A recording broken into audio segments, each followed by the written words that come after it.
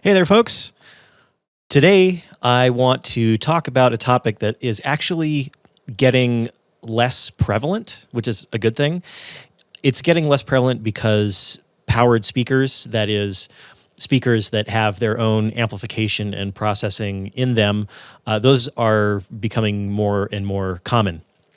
And so it's helping to combat this issue a little bit. However, the passive speaker and amplifier thing is probably not going to go away in my lifetime, or probably many lifetimes, maybe. Well, maybe that's too much prognostication. But anyway, we're probably going to see passive speakers and amplifiers for quite a while.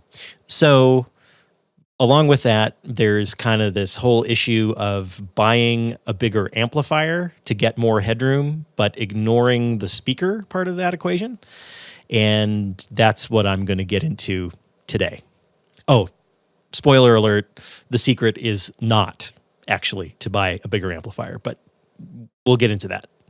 Let's say that an audio human has a mixing console that's feeding a loudspeaker system. That makes sense, right? Most of us do that a lot. This loudspeaker system is nifty because it's magic. It never clips.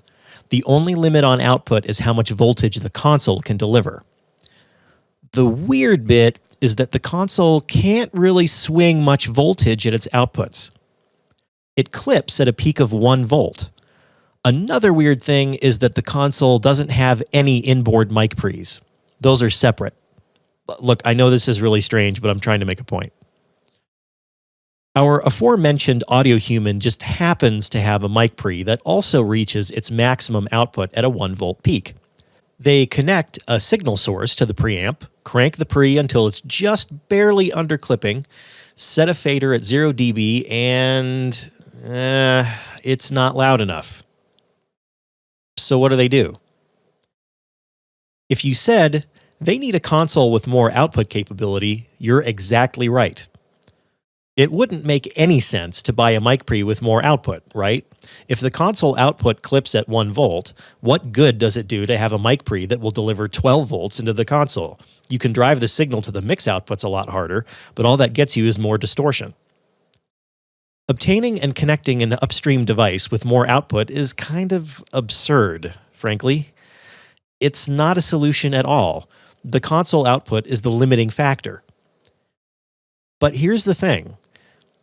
People take this actually nonsensical approach with amps and speakers all the time. Some of the confusion is understandable.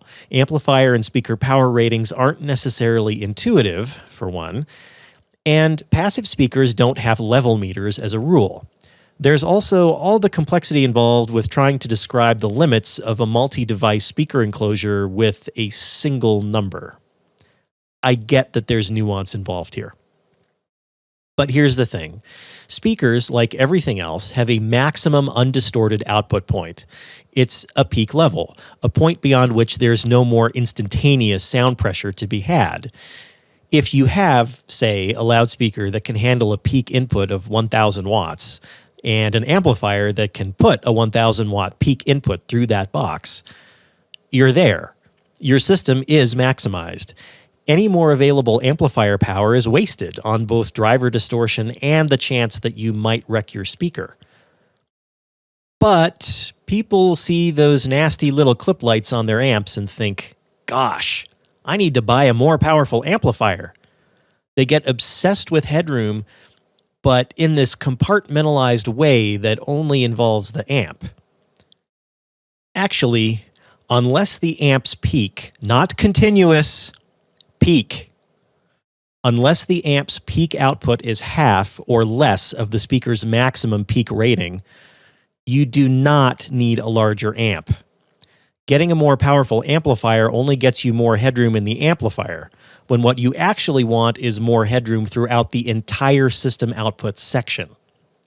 What you need is a speaker that gets louder for the same amount of input, or a bigger amplifier and a speaker that can handle the additional power, or just more PA in general, although that's a whole other can of worms in itself. Thank you, everybody, for watching. I do have a Patreon. Please do support it because I need money. Thank you.